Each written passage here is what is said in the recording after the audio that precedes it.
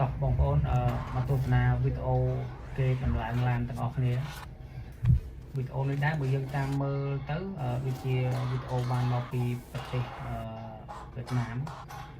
អ្នកជិតខាងយើងសកម្មភាពតម្លើងឡាននេះគឺមិនមែនតម្លើងឡានដែលនៅក្រុមហ៊ុនផ្ទាល់អីទេនេះគឺជាប្រភេទឡានកែច្នៃឥឡូវយើងអញ្ជើញចូលរួមមកទស្សនាទាំងអស់គ្នាឥឡូវគឺថាបានជរៀបក្រងឆ្អឹងឡានហើយអស់ហើយហើយកង់ទាំង4ក៏បានតម្លើងរួចរាល់ហើយដែរឥឡូវយើងមកមើលពីសកម្មភាពដែលគាត់កំពុងតែដាក់ត្របាតឡាននេះយើងមើលទៅលើតួរបស់វាទៅគឺជាប្រភេទដែកបងប្អូនដែកដែកដែលធ្វើតួក្រងឡានហើយបាតឡានគឺគេដាក់ដាក់ឈើបងប្អូនឥឡូវយើងមើលពីសកម្មភាពរបស់គាត់បន្តទៀតគឺកំពុងតែតម្លើងជាងបងប្អូនជំហៀងឡានបិទកៅរៀបហ៊ានជីអត់ហ្នឹងអូតម្លើងបានទាំងសងខាង4ហើយបងប្អូនតែឡាននេះបិទកៅមិនជាប់នោះដំលីកូលស្វានមូលវិសមូលអីប្រហែលជាជាប់ខ្លាំងបងប្អូនแล้วគាត់កំពុងតែប្រមូលឈើមកហើយរៀបដាក់កាងមុខបងប្អូនសម្រាប់ឡាននេះបើតាមខ្ញុំមើលទៅខ្ញុំគិតថាជាឡានស្ពណ៌បងប្អូនឃើញវាដាក់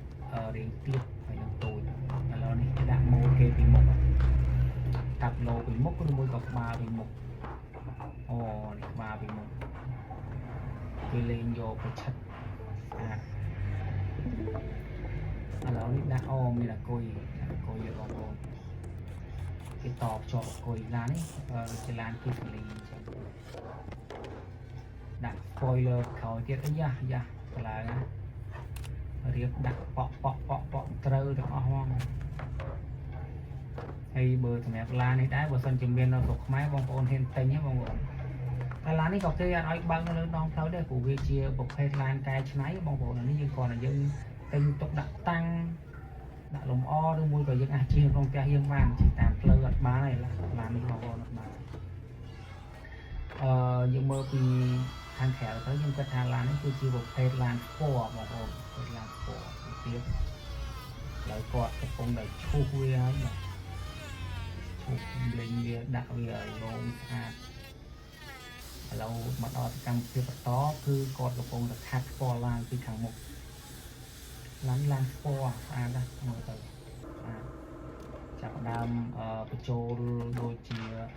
spoiler ហើយនឹងទ្វារពីចំហៀងសងខាងបងប្អូនឥ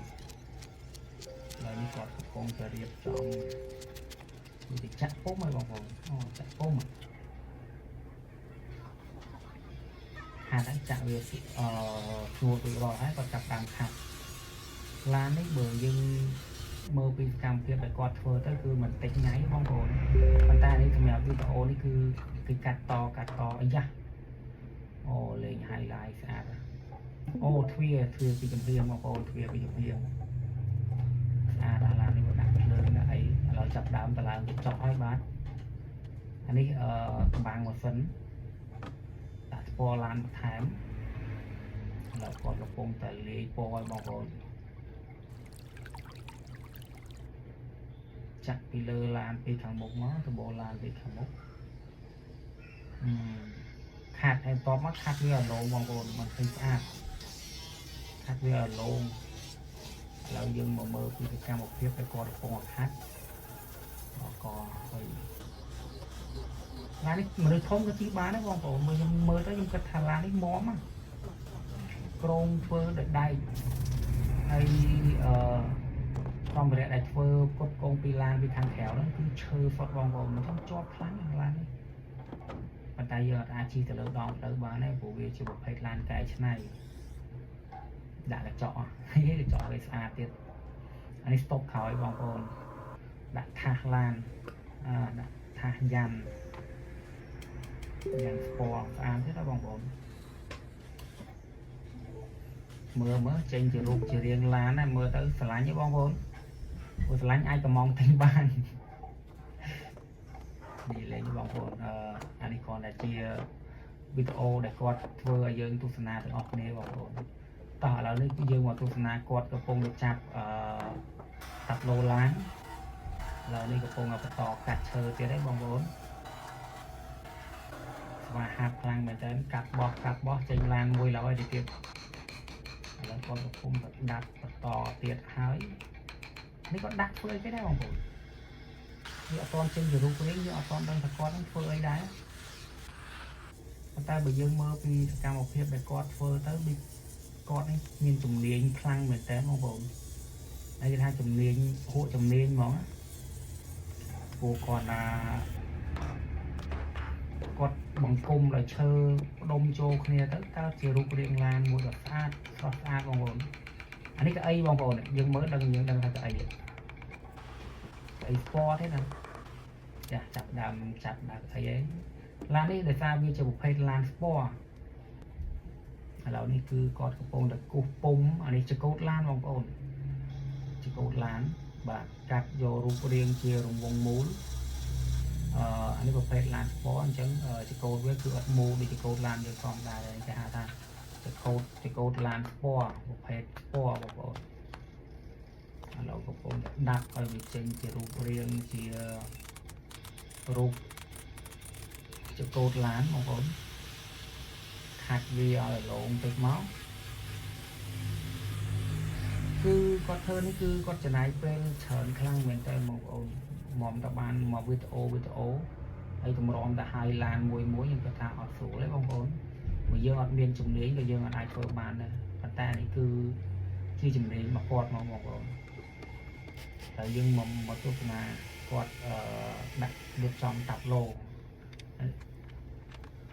ឡូវចាប់ដើមបាញ់ថ្នាំហ្នឹងបងប្អូនអានេះមើលទៅដូចជាថ្នាំសម្លេចគឺមើលថ្នាំមិនដែរហើយជាថ្នាំបាញ់វាឲ្យឡងបងប្អូនបាញ់វាឲ្យឡងគឺគាត់មានការច្នៃប្រឌិតខ្លាំងមែនតើបងប្អូនបើយើងមនុស្សធម្មតាក៏យើងអាចរកនៅឃើញវិធីសាស្ត្រដែលធ្វើពីគាត់ដែរគាត់ទៅយកឈើកាត់គូសកាត់ទៅឥឡូវនេះចេញជារូបរាងឡានមួយដ៏ស្រស់ស្អាតណាស់បងប្អូនអាប់យើដាក់ផ្លាក Lamborghini បងប្អូនអូស្អាតខ្លាំងមែនតើដាក់កូន2នាក់បានទៀតណាស្អាតបងប្អូនបាទអូខេអរគុណបងប្អូនសម្រាប់ការចូលរួមមកទស្សនាវីដេអូនេះហើយបើសិនជាគិតថាវីដេអូនេះបងប្អូនពេញចិត្តសូមបងប្អូនជួយចុច Subscribe Channel YouTube របស់ខ្ញុំទាំងអស់គ្នាបងប្អូនអរគុណច្រើនបងប្អូនអរគុណ